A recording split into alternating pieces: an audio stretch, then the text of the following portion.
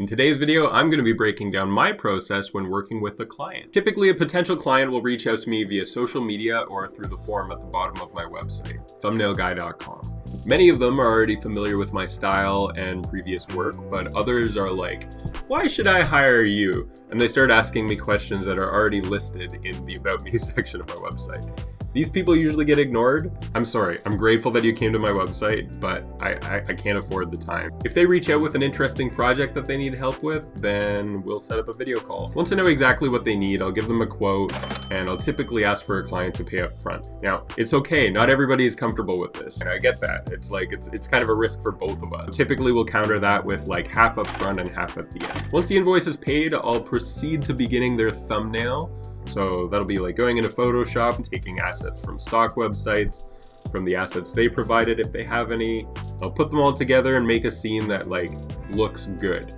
This will determine how we need to light the subject. It always helps to match the lighting as best as possible when you're putting two elements together. But before I get too far, I usually take a screen cap of the progress that I've made and I run it by the client. I just say like, hey, how's this looking?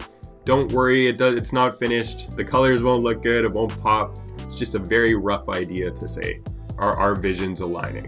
Too often, I've had the experience where well-established creators will just not respond for a while. So like, let's say they reach out on Monday and they need the thumbnail by Thursday.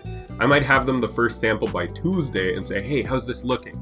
And then sometimes I don't get a response till like Wednesday night. Waiting for this communication is difficult because it really crunches down the amount of time that I have to work on a project. And while I'm waiting for their response, I don't know if I'm going to get a response.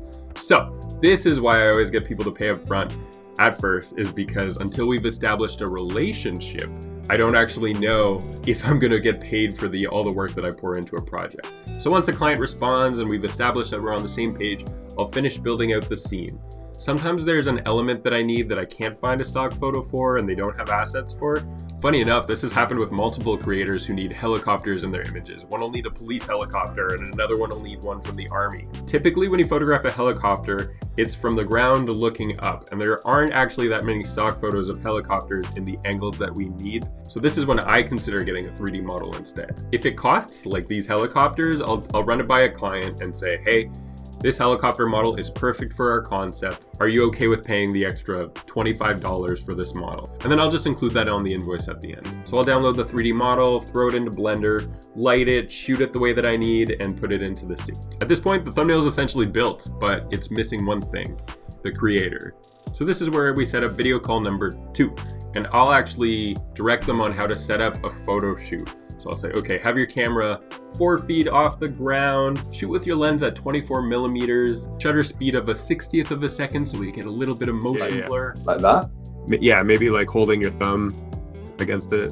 So it sounds kind of complicated, but I've done it dozens of times. It's really not that bad. I know what I'm doing. Then you're not like mixing focal lengths or bad lighting. You have full control of getting what you need. So once I have the pictures taken, I get the client to send them to me via Dropbox or WeTransfer, and then I throw them into the environment that we already created. And since we shot with intention, they usually fit together super well, and it's not too much work from this point on.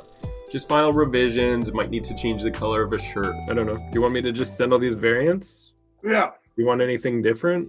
Maybe I will once I see it in full quality on my screen. But Okay. at the moment, I feel good. And that's it. That's how we'll make a thumbnail. That's why they call him the thumbnail guy. That's literally what they call him? Yeah. He just makes really good thumbnails. He makes the best thumbnails on YouTube.